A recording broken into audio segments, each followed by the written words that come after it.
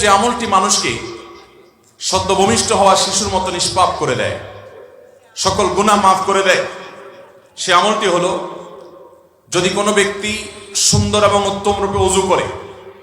উত্তম রূপে ওযু কিভাবে হয়?